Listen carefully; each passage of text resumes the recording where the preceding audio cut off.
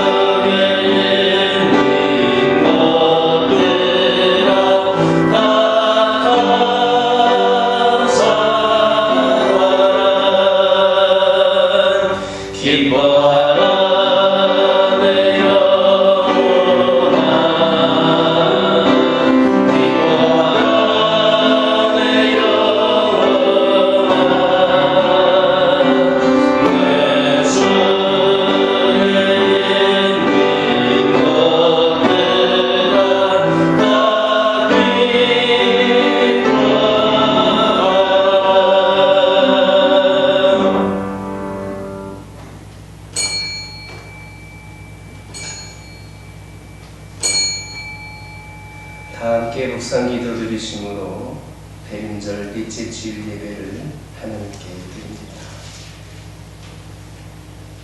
광야에서 외치는 자의 소리가 있어 이르되 너희는 주의 길을 준비하라. 그의 오실 길을 곧게 하라. 모든 골짜기가 메워지고 모든 산과 작은 산이 낮아지고 굽은 것이 곧아지고 험한 길이 평탄하여질 것이요 모든 육체가 하나님의 구원하심을 보리라. 아멘. 광야와 같은 세상에 사는 우리를 하늘 자녀로 삼아주신 하나님 아버지, 독생자 예수께서 이 땅에 오심을 기다리는 대림절 넷째 주일에 이렇게 주님께 예배하게 하신 감사드립니다. 좌우로 치우치지 않고 오직 주님만 바라보며 하루하루를 살다가 주님을 만나게 하옵소서.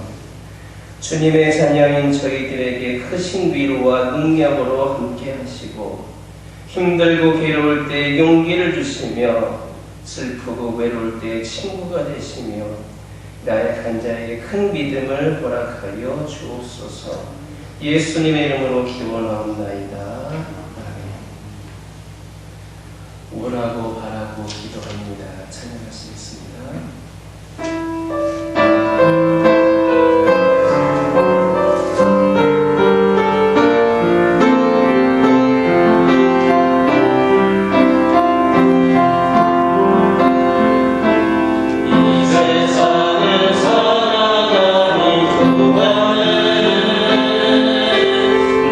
나의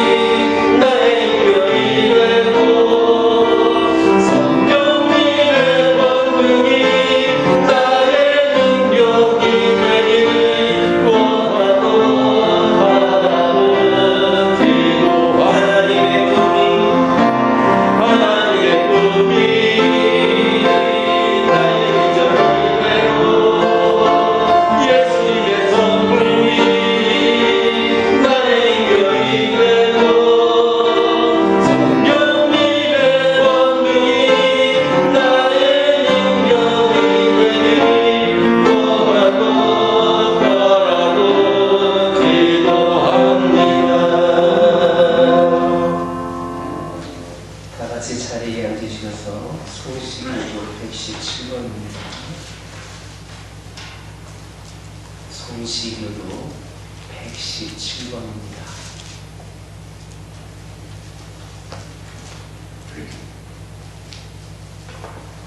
기록할 수 있습니다. 광야와 메마른 땅이 기뻐하며 사막이 백합화 같이 피어 즐거워하며 저녁에 피어 기쁜 노래로 즐거워하며 레바논의 영광과 열매와 사랑의 아름다움을 얻을 것이라. 그것들이 여호와의 영광 곧 우리 하나님의 아름다움을 보리로다. 너희는 약한 손을 강하게 하며 떨리는 무릎을 굳게 하며 겁내는 자들에게 이르기를 굳세어라 두려워하지 말라. 보라 너희 하나님이 오사 구복하시며 갚아주실 것이라. 하나님이 오사 너희를 구하시리라 하라. 그때에 맹인의 눈이 밝을 것이며 못 듣는 사람의 귀가 열릴 것이며 그때 저는 장 사슴같이 길 것이며 말 못하는 자의 혀는 노래하리니 이는 광야에서 물이 솟겠고 사막에서 시내가 흐를 것이니라. 또 사막이 변하여 옷이 될 것이며 메마른 땅이 변하여 원천이 될 것이며 승냥이 눕는 곳에 풀과 갈대와 부들이 날 것이며 거기에 배로가 있어 그 길을 거룩한 길이라 일컫는 바 아니니 깨끗하지 못한 자는 지나가지 못하겠고 오직 구속함을 입은 자들을 위하여 있게 될 것이다. 이 시간 지난 한 주간의 삶을 돌아보면서 찬양의 기도를 드립니다.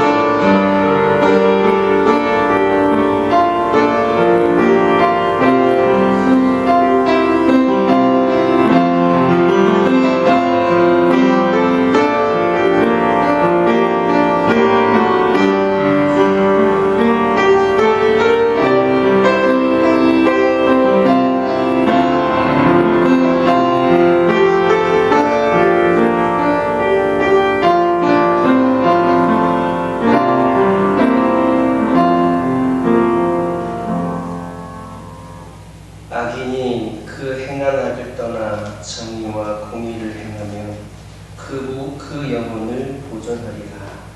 그가 스스로 헤아리고 그 행한 모든 죄악에서 돌이켜 떠났으니 반드시 살고 죽지 아니하리라. 아멘. 찬송 28장입니다. Oh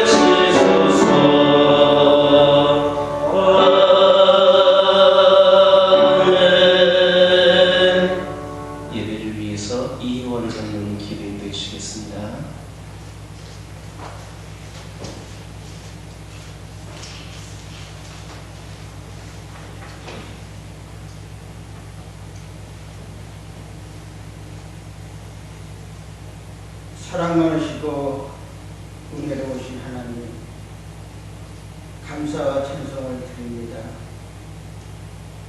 지나간 한 주간 동안도 이 험악한 세상에서 어제나 오늘이나 영원토록 동일하시게 사랑하시는 우리 하나님께서 영역 범사를 지켜주셔서 정말로 아무런 탈 없이 평안한 잠을 주신 것, 우리 하나님께 영광을 돌려드립니다. 저희 피조물은 나의 나된 것은 하나도 내 것이라도 교만할 게 없습니다.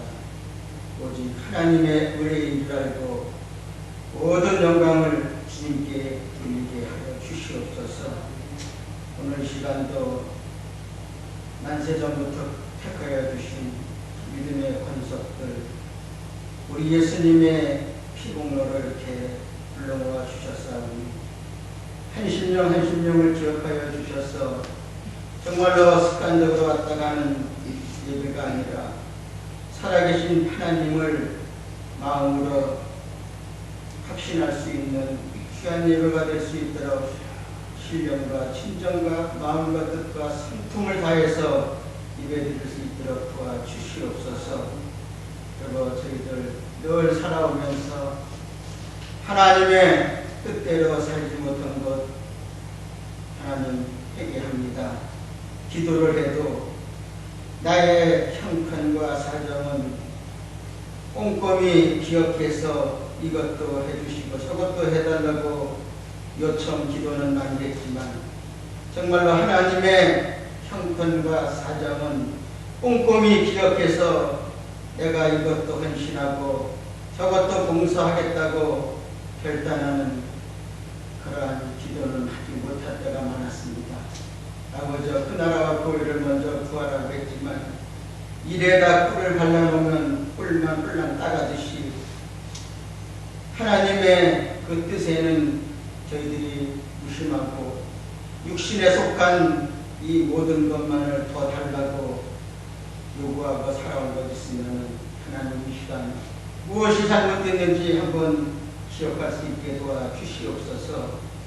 그리고 영의 눈이 어둡고 영의 귀가 어두워서 성령을 받지 못해서 하나님의 목소리도 듣지 못하고, 그렇다고 해서 하나님의 성령께서 가슴에 오셨다고 하지만 지금 내게 원하시는 것이 무엇인가조차 분별하지 못하고 마치 기술 없는 자가 고장난 기계를 고쳐보겠다고 이리 만지고 저리 만지고 별짓을 다 하다가 결국엔 아주 못쓰게 만드는 기계를 만들어 놓듯이 오늘날 교회와 모든 영육봉사가 성령의 기술도 없이 이것저것 가지수는 많은데 정작 빈자리는 더 늘어가고 영육봉사는 세상 사람보다 지혜도 뒤지고 모든 것이 뒤져서 이렇다 하게 내세울 것이 없이 빛과 소금의 역할을 감당하지 못한 것 저희들 가슴에 손을 얹고 생각하게 도와주시옵소서.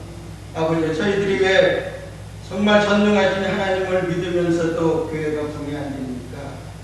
하나님 말씀대로 살지 못해서가 아니라 하나님의 말씀대로 살지 않아서 그렇습니다. 아버지, 그리고 주님의 뜻이라면 저희들이 희생하고 봉사하고 시간 들이고 물질 들여야 하니까 아버지여 귀찮고 손해의식과 피해의식이 들어서 그것은 헛돌이만 살아온 것이 저희들의 문제점인 것 같습니다.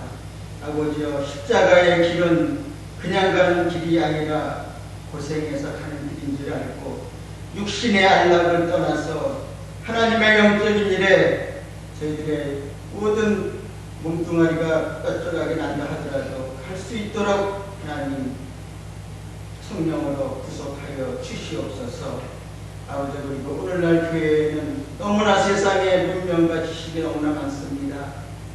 아버지, 이제 하나님이 원치 않는 것은 걷어내고 또 하나님이 원치 않는 것 거품은 다 씻어내고 오직 세상을 이긴 것은 우리 주님뿐이라고 했습니다. 오직 예수님의 방법, 오직 성령의 방법, 오직 말씀의 방법만이 교회를, 세상을 이길 수 있는 겁니다. 아버지, 세상 방법으로 세상 사람들을 비유를 맞추려고 하고 사람의 방법으로 세상 사람을 이기려고 하지만 오직 이것은 이방 종교들이 하는 것입니다.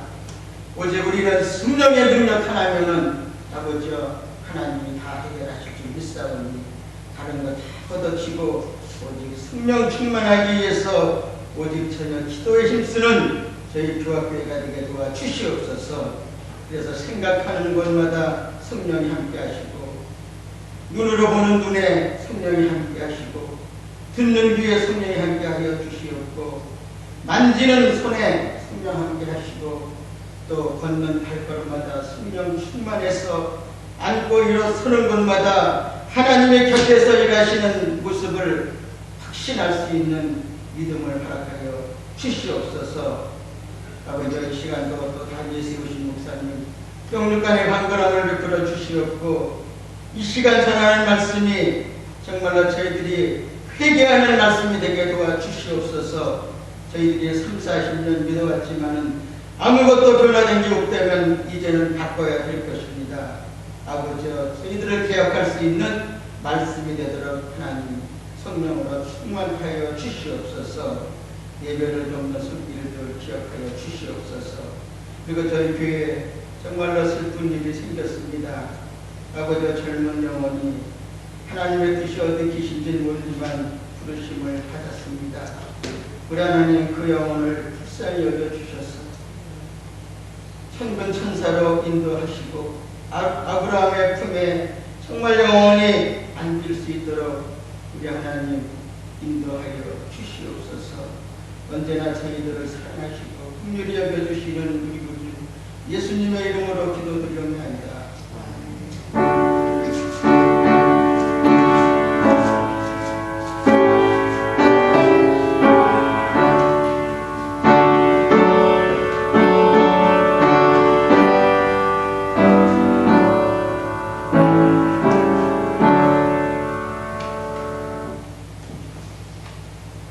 하나님께서 오늘 우리에게 주신 말씀은 요한복음 10장 19절에서 42절입니다.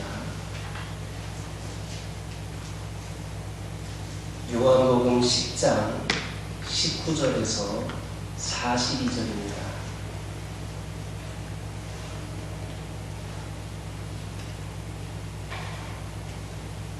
저와 여러분들이 한 절씩 교독합니다. 이 말씀으로 말미암아 유대인 중에 다시 분쟁이 일어나니 그 중에 많은 사람이 말하되 그가 귀신 들려 미쳤거늘 어찌하여 그 말을 듣느냐 하며 어떤 사람은 말하되 이 말은 귀신 들린 자의 말이 아니라 귀신이 맹인의 눈을 뜨게 할 수 있느냐 하더라. 예루살렘의 수전전이 이르니 이때는 겨울이라. 예수께서 성전한 솔로몬 행각에서 거니시니 유대인들이 에워싸고 이르되 당신이 언제까지나 우리 마음을 의독하게 하여 하나이까. 그리스도이면 밝히 말씀하소서 하니 예수께서 대답하시되 내가 너희에게 말하였으되 믿지 아니하는도다. 내가 내 아버지의 이름으로 행하는 일들이 나를 증거하는 것이거늘 너희가 내 양의 함으로 믿지 아니하는도다. 내 양은 내 음성을 들으며 나는 그들을 알며 그들은 나를 따르느니라. 내가 그들에게 영생을 주니 영원히 멸망하지 아니할 것이요 또 그들을 내 손에서 빼앗을 자가 없느니라. 그들을 주신 내 아버지는 만물보다 크심에 아무도 아버지 손에서 빼앗을 수 없느니라. 나와 아버지는 하나이니라 하신대. 유대인들이 다시 돌을 들어 치려 하거늘 예수께서 대답하시되 내가 아버지로 말미암아 여러 가지 선한 일로 너희에게 보였거늘 그 중에 어떤 일로 나를 놓치려 하느냐. 유대인들이 대답하되 선한 일로 말미암아 우리가 너를 돌로 치려는 것이 아니라 신성 모독으로 인함이니 네가 사람이 되어 자칭 하나님이라 하니로라. 예수께서 이르시되 너희 율법에 기록되노라 내가 너희를 죽이라 하였노라 하지 아니하였느냐. 성경은 패하지 못하나니 하나님의 말씀을 받은 사람들을 신이라 하셨거든 물며 주께서 우리에게 하사 세상에 보내신 자가 나는 하나님의 아들이라 하는 것도 너희가 어찌 신성 모르느냐 하냐. 만일 내가 내 아버지 일을 행하지 아니하거든 나를 믿지 말려니와 내가 행하거든 나를 믿지 아니할지라도 그 일을 믿으라. 그러면 너희가 아버지께서 내 안에 계시고 내가 아버지 안에 있음을 깨달아 하리라 하시니. 그들이 다시 예수를 잡고자 하였으나 그 손에서 벗어나 나가시니라. 다시 나가고 쫓던 요한이 성으로 세례 불금을 들어가서 여기 거하시니. 많은 사람이 왔다가 말하되 요한은 아무 표적도 행하지 아니하였으나 요한이 이 사람을 가리켜 말하는 것은 다 참이라 하더라. 그리하여 거기서 많은 사람이 예수를 믿는다. 찬양 120장입니다.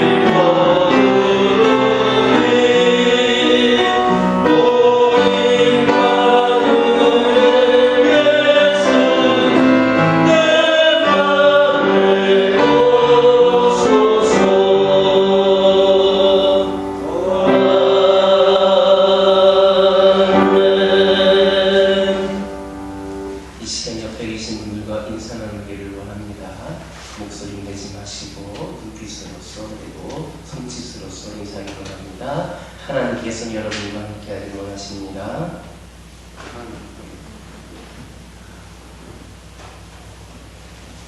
다시 한번 인사 나누겠습니다. 하나님 손 꼭 붙잡고 승리하시기 바랍니다. 할렐루야. 네. 어떤 분들은 하트 표시하시고 어떤 분들은 주먹질도 하시고 이때니까 주먹질도 하지 않습니까? 아기도 없으니까 괜찮습니다. 마음껏 인사 나누시고 하나님의 이름으로 서로를 축복하시기 바랍니다. 할렐루야.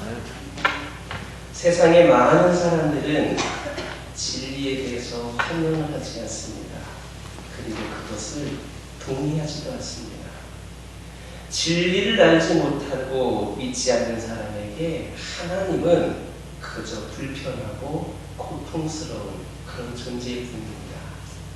그래서 예수님이 진실을 말씀하시고 진리를 전파하셨을 때에 유대 사람들은 매우 고통스러워했습니다.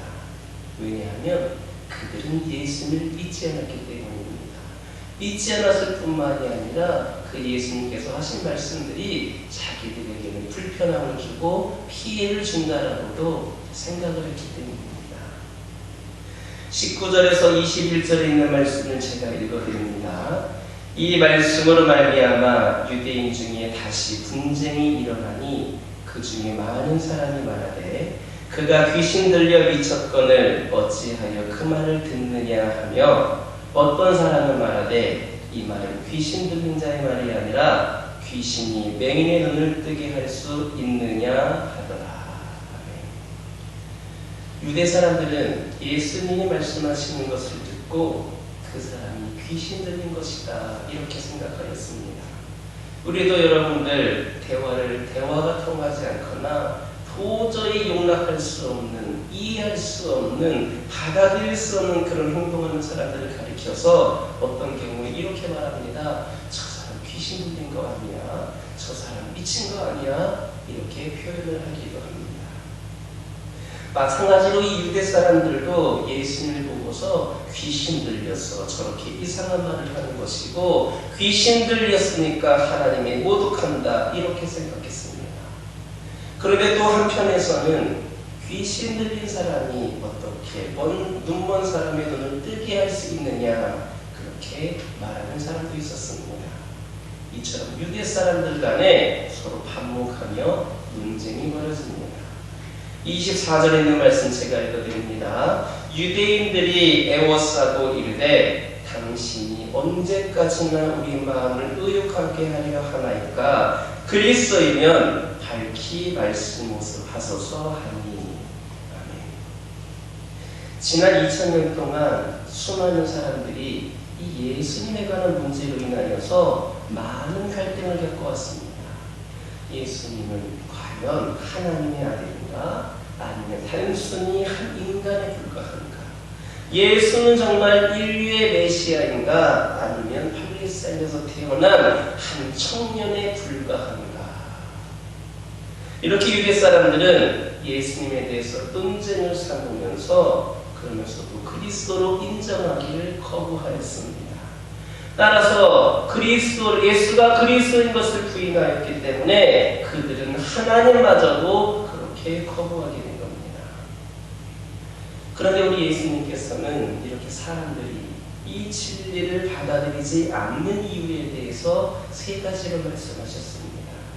이 세 가지의 이유를 내 자신의 신앙, 내 자신의 그 고백, 내 주변에 있는 사람들의 그 마음가짐과 한번 연관을 지어서 생각해 보시고 우리가 이 진리를 받아들이지 않았다면, 못하고 있다면 내 주변에 있는 사람들이 이런 진리를 받아들이고 있지 못하다고 하면 그 모든 근본 원인을 먼저 파악하여서 제거할 수 있는 시간 되시기를 예수님의 이름으로 기도드립니다.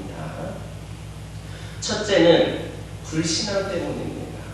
그래서 25절 상반절 보면 이런 말씀이 있습니다. 예수께서 대답하시되 내가 너희에게 말하였으되 믿지 아니하는도다. 이렇게 예수님은 누누이 말씀하셨습니다. 예수님께서는 누누이 가르치셨습니다. 그런데 그것을 사람들이 믿으려 하지 않습니다.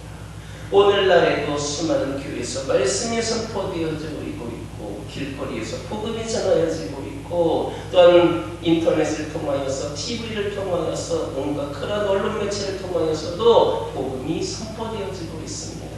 그러나 그렇게 많이 선포되어지고 누누이 가르치고 있음에도 불구하고 그것을 사람들이 믿으려 하지를 않습니다. 그런데 그들이 믿지 않는 데에는 이유가 있습니다. 아주 간단합니다. 처음부터 아예 믿으려 하지 않기 때문입니다. 믿지 못할 만한 어떤 증거가 있는 것도 아닌데 그냥 믿기 싫고 그냥 받아들이기가 싫은 겁니다. 이것을 가리켜서 불신앙이다 이렇게 말할 수 있습니다. 본인이 내 자신이 믿기를 거부한다면 옆에서 누가 아무리 사실을 말해주고 증거해주어도 믿지를 않습니다. 기적을 일으켜서 확신을 주어도 믿으려고 하는 마음이 없으면 믿지를 않습니다. 하나님께서 이 자리에 나타나셨을 때에 우리가 그 나타나신 그 하나님을 보고도 믿지 않으면 그는 결코 믿을 수가 없는 겁니다. 그 안에 하나님을 모실 수 있는, 받아들일 수 있는 조금의 틈도 있지를 않기 때문입니다. 그런데 이렇게 생각하는 사람들의 많은 경우가 부정적인 것으로, 부정적인 생각으로 가득 찬 경우가 많이 있습니다. 내 내면에 거부하려고 하는 속성, 비판하려고 하는 그 태도가 잠재되어 있어서 삶을 어둡고 불행하게 만들고 결국에는 파멸로 이끌어가는 겁니다. 많은 사람들의 마음에 이렇게 하나님을 믿지 않으려고 하는 불신앙이 자리 잡고 있습니다. 또한 고정된 생각, 사고의 틀을 갖고 있습니다. 그 틀을, 내가 갖고 있는 나만의 그 생각과 틀을 바꾸지를 않는다면 미래에 희망을 가질 수가 없습니다. 따라서 하나님의 존재 여부와 상관이 없이 무조건 우선적으로 해야 될 것은 이 믿지 않으려고 하는, 받아들이려고 하지 않는 그런 고정된 틀을 먼저 깨뜨리는 것이 중요합니다. 그 틀을 깨지 않거나 그 나만의 생각, 나만의 그 사고의 한계에서 벗어나지를 못한다면 새로운 세계, 즉 하나님의 나라를 볼 수가 없습니다. 내 안에 하나님이 들어오실 수가 없으니까 그 하나님의 나라를 볼 수가 없는 겁니다. 여러분들도 사실 믿는 사람이라고 하지만 아직까지도 어떤 부분에 있어서는 이 믿음에 대한 확신이 부족한 분들이 있습니다. 나의 신앙이 더 앞으로 나아가지 못하도록 가로막고 있는 그런 장애물들이 있습니다. 나를 그 어떤 틀에 가두어서 그 이상의 하나님과의 열린 만남을 제한하는 것들이 있습니다. 그렇다면 여러분들에게 있어서 이렇게 여러분들을 영적으로 제자리 걸음하게 하고, 여러분들을 영적으로 침체되게 하거나 후퇴하게 하고, 여러분들을 불신자로 만들어버리는 그것은 무엇입니까? 여러분들과 하나님과의 그 관계를 가로막고 있고 더 깊은 만남을 가로막고 있는 그것은 무엇입니까? 그 생각은 무엇이고 나만의 그 틀은 무엇입니까? 그런 고정관념, 그것은 어떤 것입니까? 내 안에 있는 그것을, 내 안에 있는 그 틀을, 그 생각을 완전히 깨뜨리고 벗어남으로 인하여서 바로 하나님 나라에서뿐만이 아니라 이 땅에서부터 새로운 세계, 이 땅에서부터 하나님의 나라를 경험할 수 있는 우리 모두가 되기를 예수님의 이름으로 기도드립니다. 25절 하반절에서 26절을 보면 내가 내 아버지의 이름으로 행하는 일들이 나를 증거하는 것이거늘 너희가 내 양이 아니므로 믿지 아니하는도다 라는 말씀이었습니다. 예수님은 자신이 하나님의 아들이라고 하는 사실을 많은 기적들을 통하여서 확인시켜 주셨습니다. 그런데 사람들이 그것을 믿지를 않습니다. 믿지 않는 게 아니라 아예 믿으려 하지를 않습니다. 믿을 생각이 없습니다. 마음속에 자리 잡고 있는 그 불신앙적인 요소로 말미암아 자꾸 거부하는 겁니다. 변하지 않으려고 하는 생각으로 말미암아 스스로 모든 것을 막아버리는 겁니다. 가두어버리는 겁니다. 이와 같은 불신앙으로 인하여서, 이와 같은 생각으로 인하여서, 이와 같은 그 고정된 틀로 인하여서 많은 사람들이 그 진리를 받아들이고 있지 못하다는 겁니다. 두 번째로 진리를 받아들이지 못하는 이유는 소속이 다르기 때문입니다. 예수님은 오늘 보면 26절에서 너희가 믿지 않는 것은 내 양이 아니기 때문이다. 너희가 믿지 않는 것은 내 양이 아니기 때문이다 말씀하셨습니다. 양들은 목자의 음성을 듣고 따라가지만 자기 목자가 아니면 따라가지 않는 그런 습성이 있습니다. 예수님과 우리는 그 음성을 듣고 따라가는 목자와 그 양들의 관계여야만 합니다. 그래서 27절 보면 이런 말씀이 있습니다. 내 양은 내 음성을 기르며 나는 그들을 알며 그들은 나를 따르느니라. 목자는 양들의 이름까지도 기억하며 부른다 하였습니다. 양들은 목자의 음성 또한 기억합니다. 이것을 반대로 표현하면 어떻게 표현할 수 있겠습니까? 내 양이 아니기 때문에 내 음성을 기억하지 못해서 나를 따라오지 않는다는 겁니다. 이것은 매우 중요한 영적인 속성을 우리에게 보여주고 있는 겁니다. 그런데 만약 예수님과 우리가 이 목자와 양들의 관계라면 우리가 그것에 대한 확신이 있다라고 한다면 말 그대로 이것은 축복이다. 축복이다 할 수 있겠습니다. 그 이유는 무엇인가? 28절 보면 이런 말씀이 있습니다. 내가 그들에게 영생을 주노니 영원히 멸망하지 아니할 것이요 또 그들에게 내 손에서 빼앗을 자가 없느니라. 세상에는 여러 가지 축복이 있습니다. 모든 사람들은 그 축복을 받기를 원합니다. 가정이 행복하고 자녀들이 건강하며 사회에서 성공하기를 바랍니다. 물론 이 모든 것들 다 축복입니다. 하지만 이런 것들은 일시적인 것에 불과합니다. 진정한 축복은 영원한 것입니다. 예수님이 우리에게 주시는 가장 큰 축복은 영생입니다. 구원받는다라고 하는 것은 영생을 얻는다라고 하는 뜻입니다. 땅에서만 구원을 받는 것이 아니라 죽은 이후에도 영원까지 다시 사는 축복을 누리게 됩니다. 이 영생보다 더 가치 있고 더 큰 축복은 없습니다. 우리가 지상에서 얻을 수 있는 가장 위대한 축복이 바로 영생입니다. 이 영생이라고 하는 것은 땅에서부터 시작하여서 하늘에서 영원으로 이어지는 생명을 말합니다. 그런데 어떤 사람들은 이렇게 이야기를 합니다. 인간은 죽으면 끝이고 모든 것은 썩어져 없어질 것이다 이야기합니다. 그 이유는 그것은 아주 잘못된 생각입니다. 물론 영혼이 없는 동물들은 죽으면 그것으로 끝이 납니다.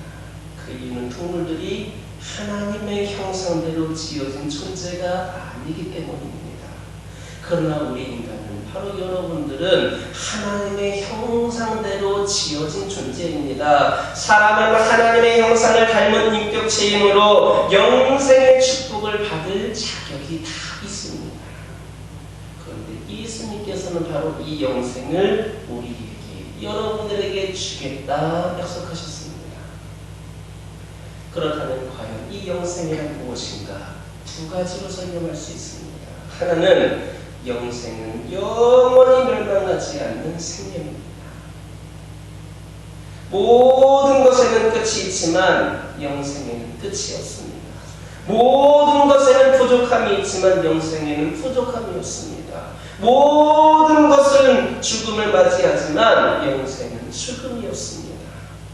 이 세상에서 죽음이 없는 존재는 영생을 얻는 사람뿐입니다. 따라서 하나님은 사람들에게 영생의 복을 주시겠다 말씀하신 것입니다. 두 번째로 영생은 무엇이냐? 절대로 빼앗기지 않는 것입니다. 영생이 만약 인간의 손에 있다라고 한다면 죽음 앞에서 빼앗기게 될 것입니다. 그러나 영생은 하나님께 속한 것이기 때문에 어느 누구도 빼앗을 수 없습니다. 우리가 받은 영생을 빼앗기는 일은 절대로 있을 수가 없습니다. 영생은 귀한 축복입니다. 바로 우리가, 저와 여러분들이 하나님께 소속되어 있기 때문에 이 영생을 누가 빼앗아가려 한다 할지라도 빼앗아갈 수가 없다는 겁니다. 언젠가 우리는 모든 것을 다 내려놓고 이 세상을 떠나야 합니다. 하지만 영생은 절대로 빼앗기지 않습니다. 우리는 죽어도 다시 살아납니다. 죽음은 끝이 아니라 영원을 여는 열쇠입니다. 따라서 여러분들이 진정한 그리스도인이라면 실패나 죽음에 대해서 모든 어려운 상황 가운데에서도 절대로 무서워할 필요도 없고 두려워할 필요도 없습니다. 왜냐하면 우리는 바로 영원한 생명을 주시는 하나님께 소속되어 있기 때문입니다. 하나님께 소속되지 않는 자들만이 두려워하고 무서워하는 겁니다. 모든 사람들에게는 영생이 주어졌습니다. 그런데 믿는 자들에게는 영원한 천국의 삶이, 믿지 않는 자들에게는 영원한 지옥의 삶이 기다리고 있습니다. 우리는 참 리더이신 참 목자이신 하나님을 만나고 예수 그리스도를 믿는 사람들로서 우리에게는 영원한 천국이 예비되어 있음을 기억하고 기쁨으로 그 날을 소망하며 기다리는 우리 모두가 되기를 예수님의 이름으로 기도드립니다. 29절에서 30절 보면 이런 말씀이 있습니다. 그들을 두시는 내 아버지는 만물보다 크시네 아무도 아버지 손에서 빼앗을 수 없느니라 나와 아버지는 하나이니라 하시네. 이 말씀을 듣고 유대 사람들이 소스라치게 놀라더니 예수를 미워하고 침노하기 시작합니다. 그래서 31절 32절 보니까 이런 말씀이 있습니다. 유대인들이 다시 돌을 들어 치려 하거늘 예수께서 대답하시되 내가 아버지로 말미암아 여러 가지 선한 일로 너희에게 보였거늘 그 중에 어떤 일로 나를 돌로 치려 하느냐. 사람들이 예수님을 귀신 들려 미쳤다고 하면서 돌을 들어서 치려고 했던 이유가 무엇이겠습니까? 생각해 보시기 바랍니다. 그 사람이 귀신 들렸다라고 하면, 그 사람이 미쳤다라고 하면 그냥 그것을 이해가 돼서 굳이 돌을 던져서 그를 해치려고 할 필요가 없었을 것입니다. 정상이 아니라고 생각하기 때문에 그냥 어쩔 수 없다라고 생각을 했을 겁니다. 그런데 귀신 들렸다고 하면서도 미쳤다고 하면서도 돌을 집어서 던지려고 했던 이유는 그들의 마음에 그 예수님에 대한 미움, 분노, 또 불신앙, 고집, 불합리, 억지 등이 가득 차 있었기 때문입니다. 그런데 이것은 2000년 전 유대 사람들의 모습일 뿐만이 아니라 지금까지도 예수를 믿지 않고 거부하고 있는 오늘날의 그 현대인들의 모습이라 할 수 있겠습니다. 요즘 교회 밖에는 수많은 사람들이 하나님과 예수님에 대해서 많이 들어왔음에도 불구하고 믿지를 않습니다. 그들의 문제는 하나님이 문제가 된 것이 아니고 예수님이 문제가 된 것이 아니고 또 그분에 관한 진리가 문제가 된 것이 아니라 그들이 진리 자체를 믿으려 하지 않기 때문에 그것이 문제인 겁니다. 그들은 불신앙과 고집과 분노와 상처와 미움 등으로 말미암아 하나님을 거부하고 있습니다. 예수님에 대한 오해와 그 믿는 자들에 대한 편견이 그들을 또 그렇게 만들고 있습니다. 이처럼 예수님께서 말씀하신 그 사람들이 진리를 받아들이지 않는 이유 세 번째는 바로 주님에 대한 편견 때문입니다. 33절 보면 이런 말씀이 있습니다. 유대인들이 대답하되 선한 일로 말미암아 우리가 너를 돌로 치려는 것이 아니라 신성모독으로 인함이니 너희가 사람이 되어 자칭 하나님이라 하니라. 유대 사람들은 스스로가 하나님을 가장 잘한다 생각했습니다. 하나님을 가장 잘 믿고 있다라고 생각했습니다. 하지만 그들은 하나님에 대한 편견으로 가득 차 있었습니다. 그들은 그들 나름대로의 방식으로 하나님을 믿고 있으면서 그 자신들만의 방식, 자신들만의 생각, 그것을 기준에 맞지 않는다라고 하면 그 진리도 틀린 것으로 간주하였습니다. 자신들의 생각으로 자신들의 그 기준으로 봤을 때에 자기들과 비슷한 동네에서 태어난 예수가 하나님의 아들이라고 하는 것을 인정할 수가 없었기 때문에 진리이신 예수님을 받아들일 수가 없었던 겁니다. 우리는 우리의 방식대로, 우리의 방법, 우리의 생각, 우리의 판단대로 하나님을 믿으면 안 됩니다. 내 취향대로 하나님 믿는 건 아닙니다. 내 편의대로 하나님 믿어서는 안 됩니다. 반드시 성경 말씀대로 믿어야 합니다. 개인적인 취향이라든지 방법 혹은 습관대로 만든 하나님은 죄송하지만 가짜입니다. 만약에 여러분들 그러셨다면 여러분들 그동안 하나님 잘 믿지 못한 겁니다. 성경 말씀에 진짜 하나님이 있습니다. 내가 만든 하나님, 내가 원하는 하나님이 아니라 성경 말씀에 있는 하나님이 진짜 하나님입니다. 인간이 인위적으로 만든 그런 하나님은 모두가 다 가짜입니다. 그런데 유대 사람들은 자신이 구미에 맞는 하나님을 만들어 놓고 그것만을 믿으라고 강요했습니다. 결국 유대 사람들이 벌인 논쟁의 쟁점은 우리 예수님의 그 신성에 관한 것입니다. 예수는 인간인가 하나님인가 하는 문제입니다. 예수님이 자신을 가리켜서 스스로 하나님이라고 주장하는 것에 대해서 유대 사람들은 분노합니다. 자기들 생각으로는 절대로 그 자가 예수가 될 수 없다라고 하는 그런 편견, 그런 틀, 자기만의 그 생각, 자기가 생각하는 메시아에 대한 그림이 있었기 때문에 예수를 받아들일 수 없었습니다. 하지만 여러분들이 아시는 것처럼 그분만이, 우리 예수님만이 바로 구원의 열쇠이십니다. 기독교의 핵심 진리는 예수님께서 곧 하나님이시다라고 하는 겁니다. 만약에 예수님이 인간이시라면 인간이 인간을 구원할 수 없다라고 하는 문제에 부딪히게 될 겁니다. 인간의 구원자는 하나님밖에 없습니다. 많은 종교 창시자들이 또 많은 이단의 그 교주들이 인간이기 때문에 인간을 구원할 수가 없는 겁니다. 인간을 구원할 수 있는 존재는 인간 이상이어야 합니다. 인간을 뛰어넘는 존재이어야 인간을 구원할 수 있는 능력이 있습니다. 우리 인간은 신이 될 수 없습니다.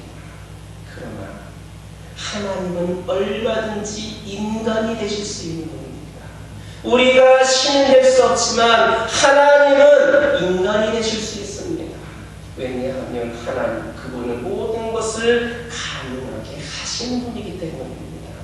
하나님은 인간이 될 수 있지만 인간은 하나님이 될 수 없습니다. 결론적으로 인간을 구원할 수 있는 존재는 하나님으로서 인간이 되신 분인데 바로 예수 그리스도이십니다. 그런데 예수님이 이 문제에 대해서 말씀하시자 유대 사람들은 돌을 집어들고 그것으로 치려고 합니다. 우리는 예수님이 좋은 분이기 때문에 믿지 않습니다. 예수님이 선한 분이기 때문에 믿는 것 아닙니다. 우리는 그분을 구원을 베푸시는 하나님의 아들이기 때문에 믿는 겁니다. 그래야 우리 모두에게 영생의 축복이 있습니다. 하나님이 주시는 영생은 영원 불멸한 것입니다. 그리고 그것은 우리의 손에 의해서 우리가 그려진 그림대로 되는 것이 아니라 하나님의 손에 있으며 어느 누구도 빼앗을 수 없는 것입니다. 믿는 자들에게 하나님께서 허락하신 영원한 축복임을 믿으시기를 예수님의 이름으로 기도드립니다. 34절에서 39절을 제가 읽어드립니다. 예수께서 이르시되 너희 율법에 기록된 바 내가 너희를 신이라 하였노라 하지 아니하였느냐. 성령은 패하지 못하나니 하나님의 말씀을 받은 사람들을 신이라 하셨거든.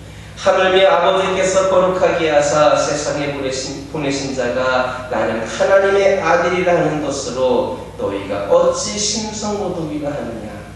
만일 내가 내 아버지의 일을 행하지 아니하거든 나를 믿지 말려니와 내가 행하거든 나를 믿지 아니할지라도 그 일은 믿으라. 그러면 너희가 아버지께서 내 안에 계시고 내가 아버지 안에 있음을 깨달아 알리라 하시니 그들이 다시 예수를 잡고자 하였으나 그 손에서 벗어나 나가시니라. 이 말씀을 좀 이해하기 쉽게 표현하면 이렇게 할 수 있습니다.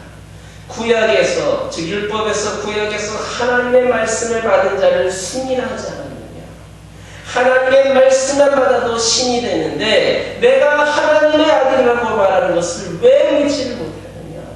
내 말을 못 믿겠거든 내가 행한 일들은 믿어라. 그것은 확실하지 않느냐. 그런데 예수님의 이런 진단과 말씀을 듣고 사람들은 더 분해받습니다. 더 분노합니다. 자신들이 원했던 그런 예수님도 아니었고 지금 자신들에게 나타난 그 예수님에 대한 편견이 있었고 그들의 마음속에는 불신앙과 분노와 미운동이 있었기 때문입니다.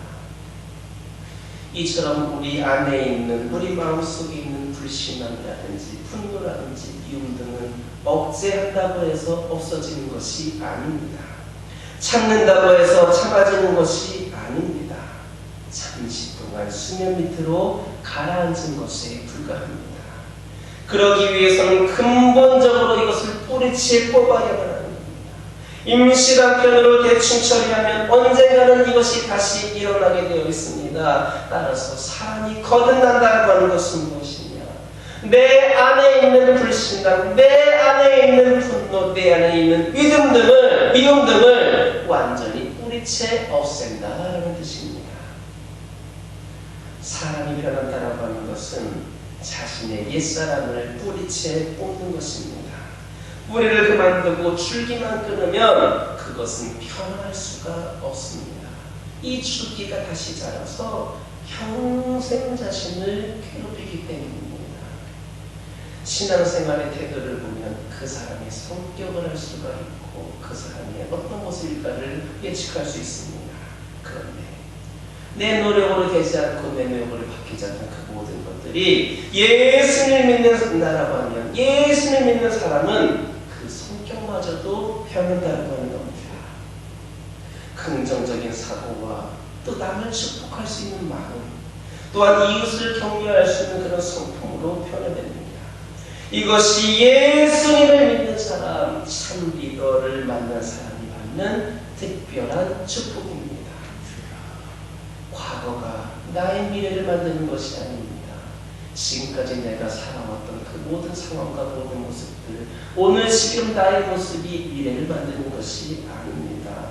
우리에게는 하나님이 예비하신 복된 미래가 있습니다. 우리 가운데에는 어느 누구도 이 미래로 가본 사람이 없습니다. 이 미래라고 하는 것은 미지의 세계입니다. 그러므로 우리 스스로 내 자신의 미래를 미리부터 막지를 말아야만 합니다. 가두지를 말아야 합니다. 미래는 무한히 열려있는 축복의 세계이고 그곳에 바로 우리 하나님이 계십니다. 우리는 미래를 염두에 두고 살아야 합니다. 모든 것에 대해 긍정적으로 생각하고 항상 희망을 갖고 살아야 합니다. 그럴 때에 하나님은 놀랍고 아름다운 그런 축복을 우리에게 주실 것입니다. 우리는 항상 예수님 믿음으로 긍정적인 사고를 가져야 하겠습니다. 오늘날 우리가 겪고 있는 모든 상황들, 형편들이 우리를 힘들기도 하고 있고 또한 우리에게 영적으로나 육적으로나 어떤 경제적으로나 문화적으로나 사회적으로 어떤 면에 있어서도 우리를 안들게 한 부분이 없습니다. 그러나 우리가 지금 내가 이런 삶을 살고 있다고 해서 미래도 이렇게 된다라고 생각하지 마시기 바랍니다. 내가 지금 이렇게 어렵다고 해서 나중에도 이렇게 어려울 것이라고 생각하지 마시기 바랍니다. 미래에 대한 희망적인 사고, 믿음, 세계관 등을 생각하시기 바랍니다. 그렇게 할 때에 우리의 가정, 우리의 교회, 우리의 사회, 우리의 민족이 변화될 수 있습니다. 우리가 지금 처한 상황이 어렵다 할지라도 언제나 미래에 대한 소망을 가지시기 바랍니다. 그러면 하나님께서 모든 것 위에 복을 더하여 주실 것임을 믿어 확신하는 저와 여러분 되기를 예수님의 이름으로 기도드립니다. 기도하겠습니다. 감사합니다. 오늘도 저희들에게 귀한 말씀을 허락하여 주시고 아버지 하나님 그 말씀 가운데 저희들에게 깨달아 주셔서 감사합니다. 아버지 하나님, 아버지 하나님 오늘날 주님의 말씀이 선포되어지고 아버지 복음이 전해짐에도 불구하고 많은 영혼들이 주님을 받아들이고 믿지를 못합니다. 믿는다라고 하는 저희들 가운데서도 하나님을, 예수님을 저희들의 마음대로 그리고 생각하면서 그 틀 안에 가두어서 진정한 하나님을 우리 안에 모시지 못할 때가 있음을 고백을 합니다.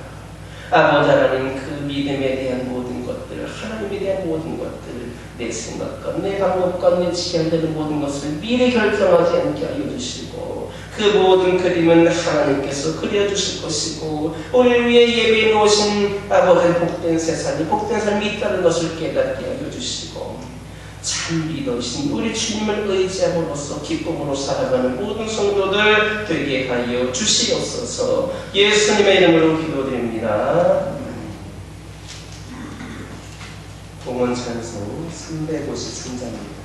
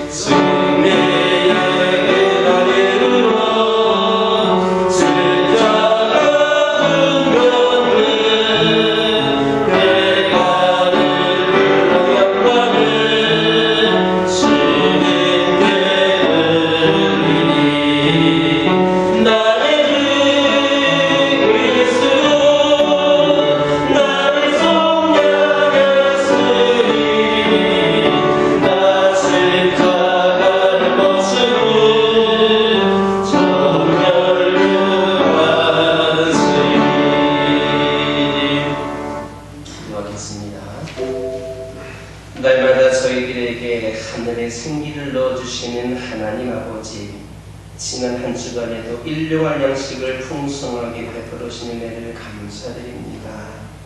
오늘도 그 은혜에 감격하여 하나님 앞에 빈손으로 나오지 않고 정성껏 예물을 드립니다. 하나님의 약속을 생각하며 11조를 드립니다. 감사할 일이 너무나도 많아서 눈물로 드린 감사 예물이 있습니다. 몸과 마음을 다하여 헌신하는 사랑의 헌신 예물이 있습니다. 갈 수 없는 마음 많고 선교지에서 수고하는 분들을 위해 보내는 선교 헌금도 있습니다. 저희가 드린 예물이 객과 고아와 과부를 위하여 쓰이게 하여 주시고 하나님을 높이고 예배를 드리는 일에 사용되게 하여 주시며 또 하나님 나라가 확장되는 일에 골고루 사용되게 하옵소서. 꽃꽂이로 성전을 장식하는 자녀들이 있습니다. 여러 가지 모양으로 한 해를 봉사하겠다고 다짐하여 충성 다하는 자녀들이 있습니다. 이들을 축복하여 주옵소서. 우리가 죽어 천국에 갈 때까지 계속해서 예물을 드릴 수 있는 은혜를 허락하여 주시고 범사에 감사하며 하나님의 뜻을 이루어드리게 하여 주시옵소서. 드리는 예물이 짐의 탄생을 송축하게 하시고 그런 말미암아 우리 심령의 기쁨으로 즐거운 성탄을 맞이할 수 있게 하옵소서. 이 예물이 하나님의 뜻에 합당하게 쓰여서 주님 홀로 영광 받아 주옵소서. 예수님의 이름으로 축복하며 기도하옵나이다. 아멘. 교회 소식 전해드립니다. 오늘은 대림절 네 번째 주일입니다. 예수님께서 탄생하심과 다시 오심을 기다리는 주기입니다. 주어진 상황과 학교 환경 속에서 최선을 예배를 드려주시고 우리 예수님 더욱더 깊이 묵상하는 시간 되시기를 바랍니다. 현재 코로나19로 인해서 사회적 거리두기 2.5단계의 방역 지침이 적용되고 있습니다. 교회에서는 현재 20명 이내 인원에 한하여 현장 예배를 드릴 수가 있습니다. 서로 배려하는 마음, 배정된 시간에 방역 지침에 따라서 예배를 잘 드리시기 바랍니다. 특별히 온라인 예배를 드리시는 분들은 편안함과 자유의 그 유혹을 잘 이겨내서 무엇보다도 하나님께서 받으시기에 합당한 예배를 그렇게 올려드리시기를 바랍니다. 온라인 공개자는 참고하여 주시기 바랍니다. 지난 화요일부터 경기도 지역의 초중고등학교가 전면적으로 원격 수업을 시작을 하게 되었습니다. 그동안 교와 초등학교는 코로나 상황에도 일주일에 꼭 아무리 심각한 상황이어도 한두 번씩은 꼭 아이들이 등교를 하였는데 이번에는 경기도 지역에 있는 모든 학교가 소수의 인원이라도 이렇게 다 원격 수업을 하게 되었습니다. 우리 교회도 이에 맞추어서 교육부서 예배는 오늘부터 비대면으로 온라인으로 예배를 전환하여 드립니다. 교회 방역을 매일 실시하고 있습니다. 함께 하실 수 있는 분들의 참여를 바랍니다. 무엇보다도 우리가 지켜야 될 것은 바로 서로를 배려함으로써 서로 방역 지침을 잘 지키는 겁니다. 무엇보다도 여러분이 할 수 있는 것이 무엇이라 생각하십니까? 우선은 마스크를 잘 쓰는 것입니다. 가급적 필요한 상황에는 외출도 삼가야 되겠지만 마스크를 잘 쓰는 겁니다. 얼마 전 기사를 보니까 스키장에서 여러 명의 확진자가 나왔는데 그들이 스키 탈 때에는 마스크도 잘 썼고 평상시에도 잘 썼다고 합니다.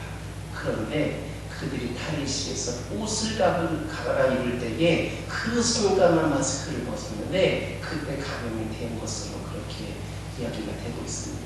마스크만 잘 써도 여러분들이 코로나로부터 잘 지켜낼 수가 있습니다.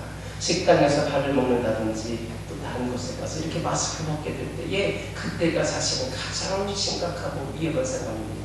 마스크 쓰는 것을 여러분들이 결코 소리하지 마시고 여러분들이 그렇게 잘 지켜요. 여러분의 가정도 지키고 우리 교회도 지키고 우리 나라도 지키고 속히 이 상황을 벗어날 수가 있습니다. 방역 지침을 잘 지켜주시기 바랍니다. 12월 25일은 사랑으로 이 세상에 오신 아기 예수님의 탄생을 기념하는 성탄절입니다. 성탄절 예배를 오늘과 같이 주일날과 같이 1부, 2부로 나누어서 예배를 드립니다. 여러분들 주일 예배와 같이 배정된 시간에 참여해 주시기 바랍니다. 올해는 코로나19로 인하여서 방역 지침에 맞추어서 교회에서는 성탄 전야 행사라든지 새벽송, 성탄 축하 만두 만들기, 교육보사 관련 단체를 실시하지 않습니다. 이번 성탄절 전야 행사는 가정과 함께하는 성탄절로 보내시기 바랍니다. 성탄절 당일에는 새벽 예배를 드리지 않습니다. 교육보사 관련 뜻이라는 현재 예배드리고 있는 아이들, 나오고 있는 아이들 가정에 그 축하 아이들을 성탄 축하 선물로 직접 나눠 가서 전하는 것으로 대신하겠습니다. 사랑의 쌀 나눔 행사를 진행합니다. 여러분들의 사랑이 담긴 쌀 10kg를 오늘까지 보내주시기를 바랍니다. 작년에 비하여서는 코로나 상황에서 그런지 모르겠지만 참여가 많이 저조한 편입니다. 여러분 꼭 오늘까지 보내주시기 바라며 만에 하나 가져오시려고 하는데 오늘 못 가져오시게 될 분은 저희 미리 알려주시기 바랍니다. 오늘 알려주시면 몇 개가 더 들어오겠구나 이걸 제가 또 가늠할 수가 있을 것 같습니다. 그렇게 해주시기 바랍니다. 교회 달력이 식당에 배치되어 있습니다. 각 가정에 하나씩 가져가시고 사업장에 필요하신 분들 한 개씩을 더 가져가셔도 됩니다. 그러나 우리 인도자들에게 꼭 연락을 주셔서 우리 가정이 그 달력을 가져갔다라는 것을 꼭 알려주시기를 바랍니다. 2021년 가정예배에서 꽃꽂이 신청을 12월 25일 성탄절 예배 때까지만 받도록 하겠습니다. 신청해 주시기 바랍니다. 우선은 저희가 이런 계획대로 성탄절 예배를 드리려고 하는데 혹시라도 만에 하나 이 사회적 거리두기가 그 이상으로 뭐 3단계라든지 예배를 전혀 드릴 수 없는 그런 지침이 내려진다면 성탄절 예배를 그때는 비대면으로 드리게 되는 미리 알려드립니다. 아직까지는 이렇게 드릴 계획이며 비대면으로 드리게 될 경우에는 그렇게 여러분 별도로 공지해 드리도록 하겠습니다. 교우 소식 전해드립니다. 우리 김웅수 지사님, 오명수 지사님 장녀인 우리 김하영 우리 청년이 어제 하나님의 부르심을 받았습니다. 교회에서 장례를 주관하게 되고 어제는 저하고 우리 장로님 중에 한 분이 같이 가서 우리 그곳을 살피고 왔습니다. 오늘 오후 먼저 공지했을 때는 3시라고 공지하는데 오늘 오후 4시에 입관 예배를 드립니다. 그리고 내일 우리 천국 환송 예배는 오전 8시에 드립니다. 그래서 오늘은 교회에서 3시 30분에 출발을 하고 내일은 7시 30분에 출발을 합니다. 그런데 여러분들에게 좀 부탁의 말씀을 드리고 싶은 것은 혹시라도 여러분들 개인 차량이 있으신 분들은 개인 차량으로 이동해 주셨으면 좋겠습니다. 교회 차량도 가기는 가지만 이동할 차량이 전혀 없는 분들은 모셔서 차를 타고 가시기 바라고 그 밀폐된 차량이 많은 분들 타는 것 또한 결국 좋은 모습은 아닐 것 같습니다. 개인 차량 이용하실 수 있는 분들 이용해 주시고 차량이 없으신 분들은 교회에 오셔서 같이 타고 가시면 되겠습니다. 그리고 이제 정부 방역 지침에 의하면 현재는 우리 장례 시장을 50명 이내에 하나에 한 번에 모여서 그렇게 장례 예식을 치를 수가 있습니다. 여러분들 예배 드리시는 분들은 참여해 주시고 반드시 마스크를 착용하고 오시기를 바랍니다. 그리고 미리 알려드리지만 거기서 준비가 되었다 할지라도 우리는 식사를 하지 않는 것으로 그렇게 했으면 좋겠습니다. 그것이 물론 유족들을 위한 것이기도 하겠지만 우리를 위한 것이기도 하고 우리가 식사 모임을 자주 하는 것이 바로 모두에게 유익이 될 것이라 생각을 하기 때문입니다. 그렇게 하시고 여러분들 준비하시고 참여하시기 바랍니다. 다 같이 일어서셔서 주기도 문성으로 영광을 드립니다.